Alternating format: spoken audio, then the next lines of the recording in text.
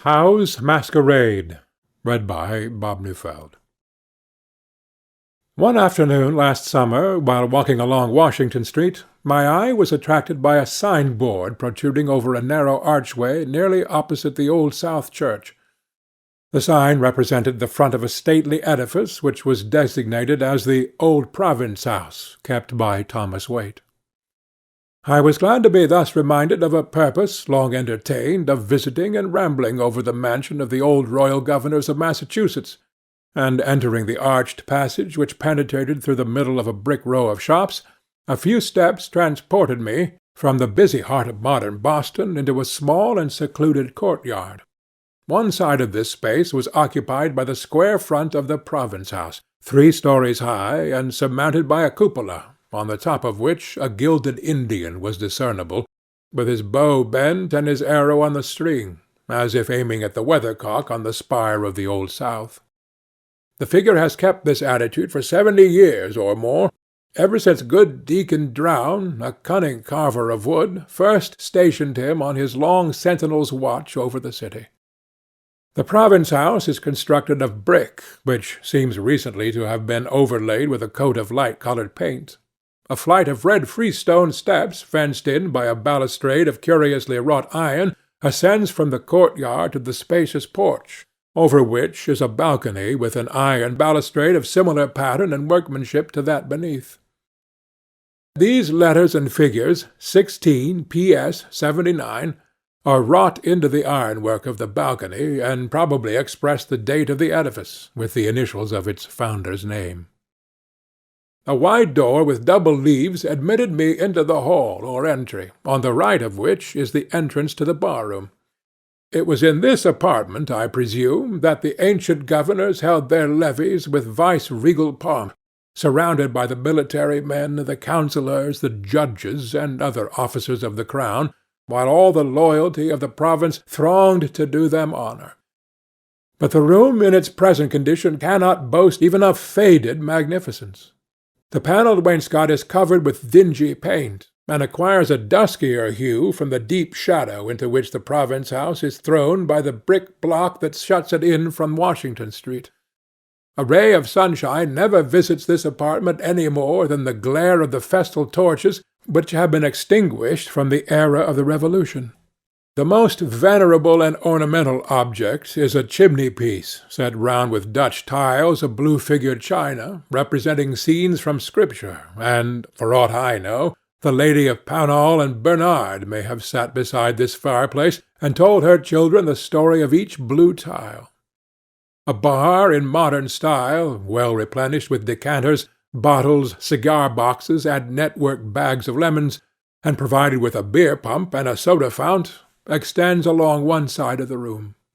At my entrance an elderly person was smacking his lips with a zest which satisfied me that the cellars of the Province House still hold good liquor, though doubtless of other vintages than were quaffed by the old governors.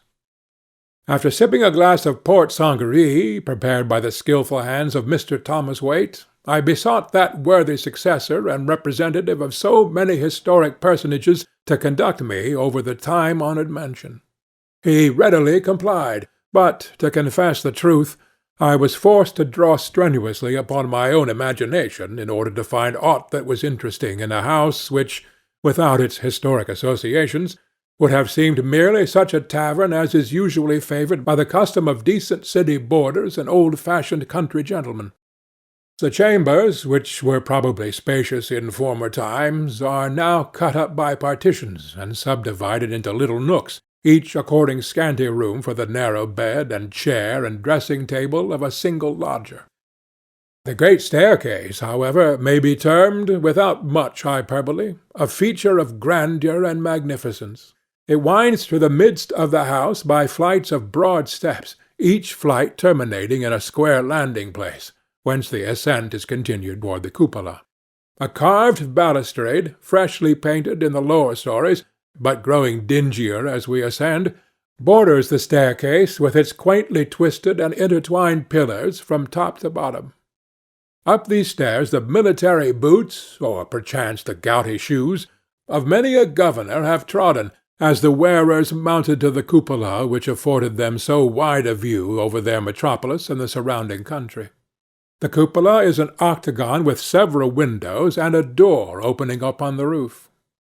From this station, as I pleased myself with imagining, Gage may have beheld his disastrous victory on Bunker Hill, unless one of the Tri-Mountains intervened, and Howe have marked the approaches of Washington's besieging army, although the buildings since erected in the vicinity have shut out almost every object save the steeple of the Old South, which seems almost within arm's length.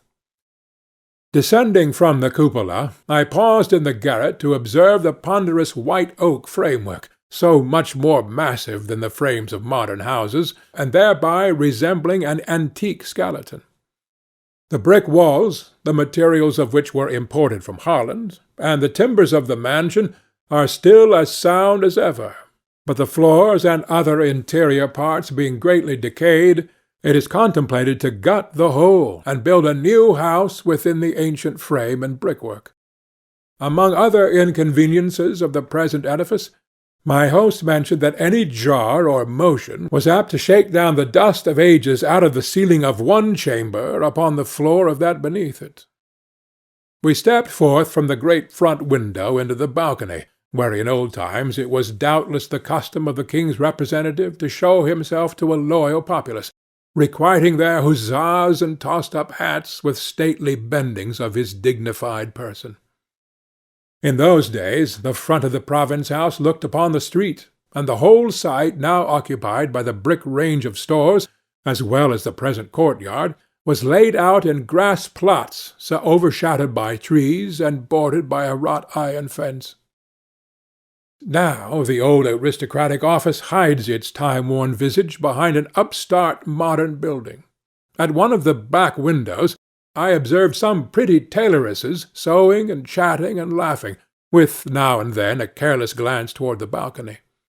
Descending thence, we again entered the bar-room, where the elderly gentleman above mentioned, the smack of whose lips had spoken so favourably for Mr. Waite's good liquor, was still lounging in his chair. He seemed to be, if not a lodger, at least a familiar visitor of the house, who might be supposed to have his regular score at the bar, his summer seat at the open window, and his prescriptive corner at the winter's fireside. Being of a sociable aspect, I ventured to address him with a remark calculated to draw forth his historical reminiscences, if any such were in his mind, and it gratified me to discover that, between memory and tradition, the old gentleman was really possessed of some very pleasant gossip about the province house. The portion of his talk which chiefly interested me was the outline of the following legend. He professed to have received it at one or two removes from an eye-witness, but this derivation, together with the lapse of time, must have afforded opportunities for many variations of the narrative, so that, despairing of literal and absolute truth, I have not scrupled to make such further changes as seemed conducive to the reader's profit and delight. At one of the entertainments given at the Province House during the latter part of the siege of Boston, there passed a scene which has never yet been satisfactorily explained. The officers of the British army and the loyal gentry of the province, most of whom were collected within the beleaguered town, had been invited to a masked ball, for it was the policy of Sir William Howe to hide the distress and danger of the period and the desperate aspect of the siege under an ostentation of festivity. The spectacle of this evening, if the oldest members of the provincial court circle might be believed, was the most gay and gorgeous affair that had occurred in the annals of the government. The brilliantly lighted apartments were thronged with figures that seemed to have stepped from the dark canvas of historic portraits, or to have flitted forth from the magic paces of romance, or at least to have flown hither from one of the London theatres without a change of garments. Steeled knights of the Conquest, bearded statesmen of Queen Elizabeth, and high-ruffed ladies of her court, were mingled with characters of comedy, such as a partly-coloured Merry Andrew jingling his cap and bells, a Falstaff almost as provocative of laughter as his prototype, and a Don Quixote with a bean-pole for a lance and a pot-lid for a shield. but the broadest merriment was excited by a group of figures ridiculously dressed in old regimentals which seemed to have been purchased at a military rag fair, or pilfered from some receptacle of the cast-off clothes of both the French and British armies. Portions of their attire had probably been worn at the siege of Louisbourg, and the coats of most recent cut might have been rent and tattered by sword, ball, or bayonet as long ago as Wolfe's victory. One of these worthies, a tall, lank figure, brandishing a rusty sword of immense longitude, purported to be no less a personage than General George Washington, and the other principal officers of the American army, such as Gates, Lee, Putnam, Schuyler, Ward, and Heath, were represented by similar scarecrows. An interview in the mock heroic style between the rebel warriors and the British commander-in-chief was received with immense applause, which came loudest of all from the loyalists of the colony. There was one of the guests, however, who stood apart, eyeing these antics sternly and scornfully, at once with a frown and a bitter smile. It was an old man, formerly of high station and great repute in the province, and who had been a very famous soldier in his day. Some surprise had been expressed that a person of Colonel Joliffe's known Whig principles, though now too old to take an active part in the contest, should have remained in Boston during the siege, and especially that he should consent to show himself in the mansion of Sir William Howe. But thither he had come with a fair granddaughter under his arm, and there, amid all the mirth and buffoonery, stood this stern old figure, the best sustained character in the Masquerade, because so well representing the antique spirit of his native land. The other guests affirmed that Colonel Joliffe's black puritanical scowl threw a shadow round about him, although, in spite of his sombre influence, their gaiety continued to blaze higher, like, an ominous comparison, the flickering brilliancy of a lamp which has but little while to burn. 11 strokes, full half an hour ago, had pealed from the clock of the Old South, when a rumour was circulated among the company that some new spectacle or pageant was about to be exhibited which should put a fitting close to the splendid festivities of the night. "What new jest has your Excellency in hand?" asked the Reverend Mather Byles, whose Presbyterian scruples had not kept him from the entertainment.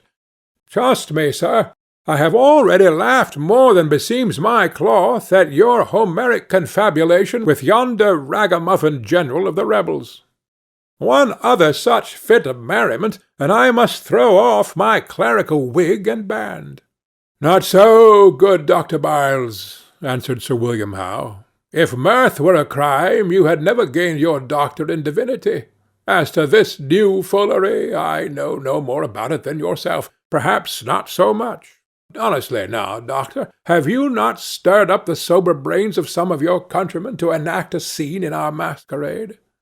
"Perhaps," slyly remarked the granddaughter of Colonel Joliffe, whose high spirit had been stung by many taunts against New England, "perhaps we are to have a masque of allegorical figures, Victory with trophies from Lexington and Bunker Hill, Plenty with overflowing horn to typify the present abundance in this good town, and Glory with a wreath for his Excellency's brow." Sir William Howe smiled at words which he would have answered with one of his darkest frowns had they been uttered by lips that wore a beard. He was spared the necessity of a retort by a singular interruption. A sound of music was heard without the house, as if proceeding from a full band of military instruments stationed in the street, playing not such a festal strain as was suited to the occasion, but a slow funeral march. The drums appeared to be muffled, and the trumpets poured forth a wailing breath which at once hushed the merriment of the auditors, filling all with wonder, and some with apprehension. The idea occurred to many that either the funeral procession of some great personage had halted in front of the province house, or that a corpse, in a velvet-covered and gorgeously decorated coffin, was about to be borne from the portal. After listening a moment, Sir William Howe called in a stern voice to the leader of the musicians, who had hitherto enlivened the entertainment with gay and lightsome melodies. The man was drum-major to one of the British regiments. "Dighton," demanded the general, "what means this foolery? Bid your band silence that dead march, or by my word they shall have sufficient cause for their lugubrious strains. Silence it, sir." "Please, your honour," answered the drum-major, whose rubicund visage had lost all its colour. "The fault is none of mine. I and my band are all here together, and I question whether there be a man of us that could play that march without book. I never heard it but once before, and that was the funeral of his late Majesty, King George the Second." "Well, well," said Sir William Howe, recovering his composure, "it is the prelude to some masquerading antic. Let it pass." A figure now presented itself, but among the many fantastic masks that were dispersed through the apartments, none could tell precisely from whence it came. It was a man in an old-fashioned dress of black serge, and having the aspect of a steward or principal domestic in the household of a nobleman or great English landholder. This figure advanced to the outer door of the mansion, and throwing both its leaves wide open, withdrew a little to one side and looked back toward the grand staircase, as if expecting some person to descend. At the same time, the music in the street sounded a loud and doleful summons. The eyes of Sir William Howe and his guests being directed to the staircase, there appeared on the uppermost landing-place, that was discernible from the bottom, several personages descending toward the door. The foremost was a man of stern visage, wearing a steeple-crowned hat and a skull-cap beneath it, a dark cloak, and huge wrinkled boots that came half-way up his legs. Under his arm was a rolled-up banner, which seemed to be the banner of England, but strangely rent and torn. He had a sword in his right hand, and grasped a Bible in his left. The next figure was of milder aspect, yet full of dignity, wearing a broad ruff, over which descended a beard, a gown of wrought velvet, and a doublet and hose of black satin. He carried a roll of manuscript in his hand. Close behind these two came a young man of very striking countenance and demeanour, with deep thought and contemplation on his brow, and perhaps a flash of enthusiasm in his eyes. His garb, like that of his predecessors, was of an antique fashion, and there was a stain of blood upon his ruff.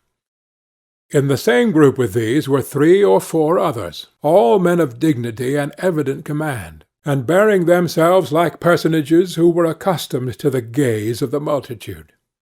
It was the idea of the beholders that these figures went to join the mysterious funeral that had halted in front of the province-house, yet that supposition seemed to be contradicted by the air of triumph with which they waved their hands, as they crossed the threshold and vanished through the portal.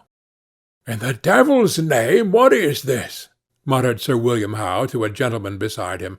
"A procession of the regicide judges of King Charles the Martyr?" "These," said Colonel Joliffe, breaking silence almost for the first time that evening, "these, if I interpret them aright, are the Puritan governors, the rulers of the old original democracy of Massachusetts. Endicott, with the banner from which he had torn the symbol of subjection, and Winthrop, and Sir Henry Vane, and Dudley, Haines, Bellingham, and Leverett." "Why had that young man a stain of blood upon his ruff?" asked Mrs. Joliffe. "Because in after years," answered her grandfather, "he laid down the wisest head in England upon the block for the principles of liberty." "Will not your Excellency order out the guard?" whispered Lord Percy, who, with other British officers, had now assembled round the general. "There may be a plot under this mummery." "Tush! We have nothing to fear," carelessly replied Sir William Howe. "There can be no worse treason in the matter than a jest, and that somewhat of the dullest. Even if it were a sharp and bitter one, our best policy would be to laugh it off. See, here come more of these gentry." Another group of characters had now partly descended the staircase. The first was a venerable and white-bearded patriarch, who cautiously felt his way downward with a staff. treading hastily behind him, and stretching forth his gauntleted hand as if to grasp the old man's shoulder, came a tall soldier-like figure, equipped with a plumed cap of steel, a bright breastplate, and a long sword, which rattled against the stairs. Next was seen a stout man, dressed in rich and courtly attire, but not of courtly demeanour. His gait had the swinging motion of a seaman's walk, and chancing to stumble on the staircase, he suddenly grew wrathful, and was heard to mutter an oath. He was followed by a noble-looking personage in a curved wig, such as are represented in the portraits of Queen Anne's time and earlier, and the breast of his coat was decorated with an embroidered star. While advancing to the door, he bowed to the right hand and to the left in a very gracious and insinuating style, but as he crossed the threshold, unlike the early Puritan governors, he seemed to wring his hands with sorrow. "Prithee, play the part of a chorus, good Dr. Byles," said Sir William Howe. "What worthies are these?" "If it please your Excellency, they lived somewhat before my day," answered the doctor, "but doubtless our friend the colonel has been hand and glove with them."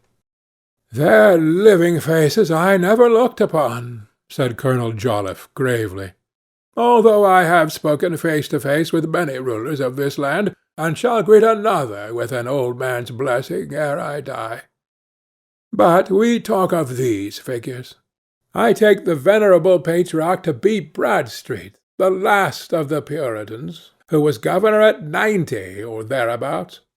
The next is Sir Edmund Andros, a tyrant, as any New England schoolboy will tell you, and therefore the people cast him down from his high seat into a dungeon. Then comes Sir William Phipps, shepherd, cooper, sea captain, and governor. May many of his countrymen rise as high from as low an origin.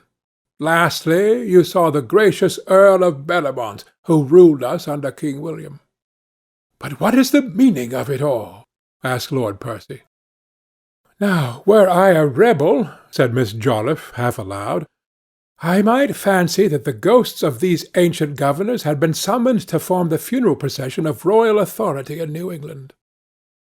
Several other figures were now seen at the turn of the staircase. The one in advance had a thoughtful, anxious, and somewhat crafty expression of face, and in spite of his loftiness of manner, which was evidently the result both of an ambitious spirit and of long continuance in high stations, he seemed not incapable of cringing to a greater than himself.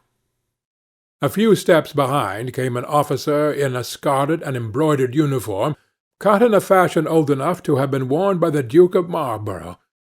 His nose had a rubicund tinge, which, together with the twinkle of his eye, might have marked him as a lover of the wine-cup and good fellowship, notwithstanding which tokens he appeared ill at ease, and often glanced around him as if apprehensive of some secret mischief. Next came a portly gentleman, wearing a coat of shaggy cloth lined with silken velvet. He had sense, shrewdness, and humour in his face, and a folio volume under his arm, but his aspect was that of a man vexed and tormented beyond all patience, and harassed almost to death. He went hastily down, and was followed by a dignified person dressed in a purple velvet suit with very rich embroidery. His demeanour would have possessed much stateliness, only that a grievous fit of the gout compelled him to hobble from stair to stair with contortions of face and body. When Dr. Byles beheld this figure on the staircase, he shivered as with the ague, but continued to watch him steadfastly until the gouty gentleman had reached the threshold, made a gesture of anguish and despair, and vanished into the outer gloom, whither the funeral music summoned him. "Governor Belcher, my old patron, in his very shape and dress!" gasped Dr. Byles. "This is awful mockery." "A tedious foolery, rather," said Sir William Howe, with an air of indifference. "But who are the three that preceded him?" "Governor Dudley, a cunning politician, yet his craft once brought him to a prison," replied Colonel Joliffe. "Governor Shute, formerly a colonel under Marlborough, and whom the people frightened out of the province, and learned Governor Burnet, whom the legislature tormented into a mortal fever." "Methinks they were miserable men, these royal governors of Massachusetts," observed Miss Joliffe. "Heavens, how dim the light grows!" It was certainly a fact that the large lamp which illuminated the staircase now burned dim and duskily, so that several figures which passed hastily down the stairs and went forth from the porch appeared rather like shadows than persons of fleshly substance. Sir William Howe and his guests stood at the doors of the contiguous apartments watching the progress of this singular pageant with various emotions of anger, contempt, and half-acknowledged fear, but still with an anxious curiosity. The shapes which now seemed hastening to join the mysterious procession were recognized rather by striking peculiarities of dress or broad characteristics of manner than by any perceptible resemblance of features to their prototypes.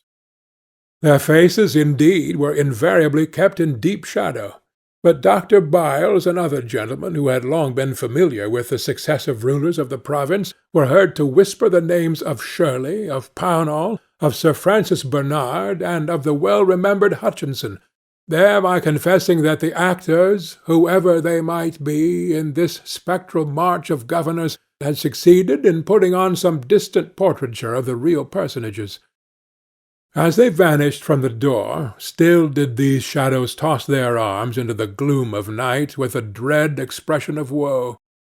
Following the mimic representative of Hutchinson came a military figure, holding before his face the cocked hat which he had taken from his powdered head, but his epaulets and other insignia of rank were those of a general officer, and something in his mien reminded the beholders of one who had recently been master of the province house and chief of all the land. "The shape of Gage, as true as in a looking-glass!" exclaimed Lord Percy, turning pale. "No, surely," cried Miss Joliffe, laughing hysterically. "It could not be Gage, or Sir William would have greeted his old comrade in arms. Perhaps he will not suffer the next to pass unchallenged."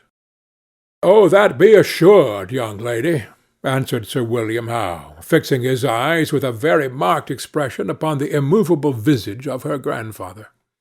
"I have long enough delayed to pay the ceremonies of a host to these departing guests.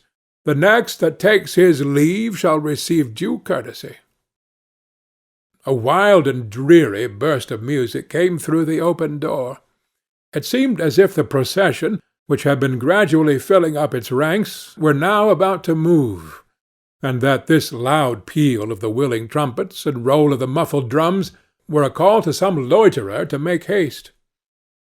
Many eyes, by an irresistible impulse, were turned upon Sir William Howe, as if it were he whom the dreary music summoned to the funeral of departed power. "See, here comes the last," whispered Mrs. Joliffe, pointing her tremulous finger to the staircase.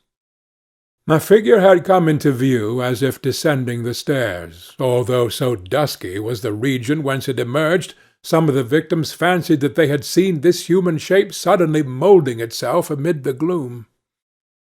Downward the figure came with a stately and martial tread, and reaching the lowest stair, was observed to be a tall man, booted and wrapped in a military cloak, which was drawn up around the face so as to meet the napped brim of a laced hat. The features, therefore, were completely hidden, but the British officers deemed that they had seen that military cloak before, and even recognized the frayed embroidery on the collar, as well as the gilded scabbard of a sword which protruded from the folds of the cloak and glittered in a vivid gleam of light. Apart from these trifling particulars, there were characteristics of gait and bearing which impelled the wondering guests to glance from the shrouded figure to Sir William Howe, as if to satisfy themselves that their host had not suddenly vanished from the midst of them. With a dark flush of wrath upon his brow, they saw the general draw his sword and advance to meet the figure in the cloak before the latter had stepped one pace upon the floor. "Villain, unmuffle yourself!" cried he. "You pass no farther." The figure, which, without blenching a hair's breadth from the sword which was pointed at his breast, made a solemn pause, and lowered the cape of the cloak from about his face, yet not sufficiently for the spectators to catch a glimpse of it. But Sir William Howe had evidently seen enough. The sternness of his countenance gave place to a look of wild amazement, if not horror, while he recoiled several steps from the figure, and let fall his sword upon the floor. The martial shape again drew the cloak about his features and passed on, but, reaching the threshold with his back toward the spectators, he was seen to stamp his foot and shake his clenched hands in the air. It was afterward affirmed that Sir William Howe had repeated that self-same gesture of rage and sorrow when for the last time, and as the last royal governor, he passed through the portal of the province-house. "Hark! The procession moves," said Miss Joliffe.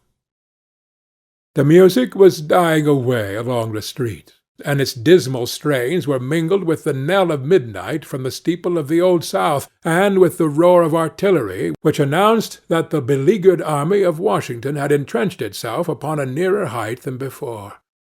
As the deep boom of the cannon smote upon his ear, Colonel Joliffe raised himself to the full height of his aged form, and smiled sternly on the British general. "Would your Excellency inquire further into the mystery of the pageant?" said he. "Take care of your grey head," cried Sir William Howe, fiercely, though with a quivering lip. "It has stood too long on a traitor's shoulders." "You must make haste to chop it off, then," calmly replied the colonel, "for a few hours longer, and not all the power of Sir William Howe, nor of his master, shall cause one of these grey hairs to fall. The empire of Britain in this ancient province is at its last gasp to-night. Almost while I speak it is a dead corpse, and methinks the shadows of the old governors are fit mourners at its funeral." With these words Colonel Joliffe threw on his cloak, and drawing his granddaughter's arm within his own, retired from the last festival that a British ruler ever held in the old province of Massachusetts Bay. It was supposed that the colonel and the young lady possessed some secret intelligence in regard to the mysterious pageant of that night. However this might be, such knowledge has never become general. The actors in the scene have vanished into deeper obscurity than even that wild Indian head who scattered the cargoes of the tea-ships on the waves and gained a place in history, yet left no names. But superstition, among other legends of this mansion, repeats the wondrous tale that on the anniversary night of Britain's discomfiture the ghosts of the ancient governors of Massachusetts still glide through the portal of the province-house. And last of all comes a figure shrouded in a military cloak, tossing his clenched hands into the air and stamping his iron-shod boots upon the broad freestone steps with a semblance of feverish despair, but without the sound of a foot-tramp. When the truth-telling accents of the elder gentleman were hushed, I drew a long breath and looked round the room, striving with the best energy of my imagination to throw a tinge of romance and historic grandeur over the realities of the scene. But my nostrils snuffed up a scent of cigar-smoke, clouds of which the narrator had emitted by way of visible emblem, I suppose, of the nebulous obscurity of his tale. Moreover, my gorgeous fantasies were woefully disturbed by the rattling of the spoon in a tumbler of whisky-punch, which Mr. Thomas Waite was mingling for a customer. Nor did it add to the picturesque appearance of the panelled walls that the slate of the Brookline stage was suspended against them, instead of the armorial escutcheon of some far-descended governor. A stage-driver sat at one of the windows, reading a penny paper of the day, the Boston Times, and presenting a figure which could nowise be brought into any picture of times in Boston 70 or 100 years ago. On the window-seat lay a bundle, neatly done up in brown paper, the direction of which I had the idle curiosity to read, "Miss Susan Huggins, at the province-house." A pretty chambermaid, no doubt. In truth, it is desperately hard work when we attempt to throw the spell of hoar antiquity over localities with which the living world in the day that is passing over us have aught to do. Yet, as I glanced at the stately staircase down which the procession of the old governors had descended, and as I emerged through the venerable portal whence these figures had preceded me, it gladdened me to be conscious of a thrill of awe. Then, diving through the narrow archway, a few strides transported me into the densest throng of Washington Street. End of Howe's Masquerade,